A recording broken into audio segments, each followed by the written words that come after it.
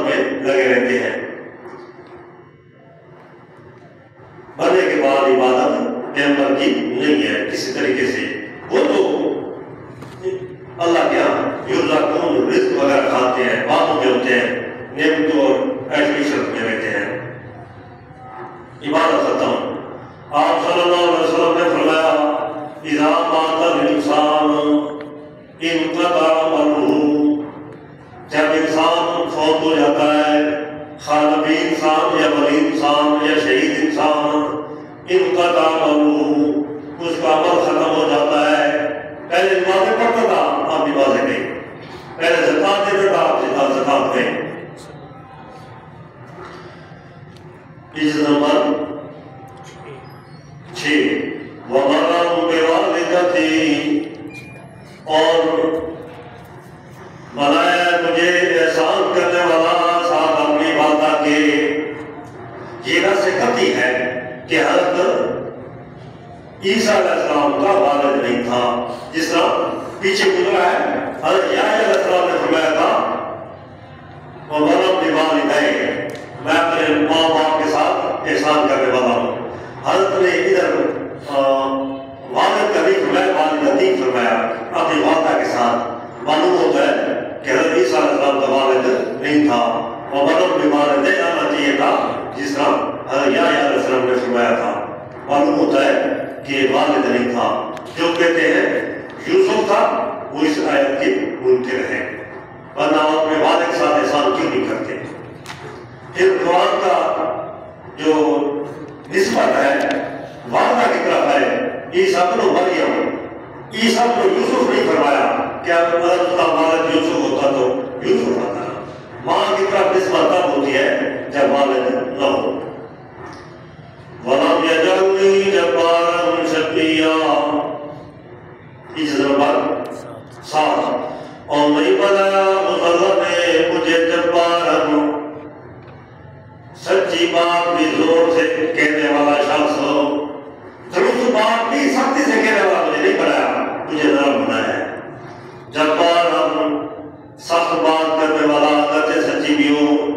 شقیہ, بدبخت نہیں بنایا, بری باتیں کرنے والا, گالی گلوچ نکالنے والا جی بھی نہیں بنایا. وسلام علیہ عظمت حضرت عیسیٰ علیہ السلام. وسلام علیہ, اللہ تعالیٰ کی سلامتیاں ہوں مجھ پر, یوم ولدت, جس دن میں پیدا ہوا, ویوم اموت, اور جس دن میں مر جاؤں گا, ویوم ابعث حیا, اور جس دن میں زندہ کر کے اٹھایا جاؤں گا. ابعث نہیں فرمایا, حیا خاص فرمایا کہ میں زندہ کر کے اٹھایا جاؤں. اور وہ جب پہلے اموت ہے, اٹھنے سے پہلے موت ہے, جب اٹھنے کے بعد پھر زندہ ہو گئے. یہ دوسری نسل کبھی آ گئی کہ انبیاء علیہ السلام, خاص کر عیسیٰ علیہ السلام اور حضرت یحییٰ علیہ السلام زندہ مرنے کے بعد نہیں ہے. فرمایا لوگوں تم تو عیسیٰ کو خدا مانتے ہو, مشکل کشا مانتے ہو, حاجت روا مانتے ہو. ذالک عیسیٰ بن مریم, یہ ہے عیسیٰ بیٹا مریم کا, جو عبداللہ ہے, جو کتاب والا ہے, جو اللہ کا نبی ہے, جو بدتے لینے والا ہے, جو نماز پڑھنے والا ہے, جو زکات دینے والا ہے, جو والدہ سے احسان کرنے والا ہے. ذالک عیسیٰ بن مریم, یہ سب آیتیاں عیسیٰ علیہ السلام میں پائی جاتی ہیں.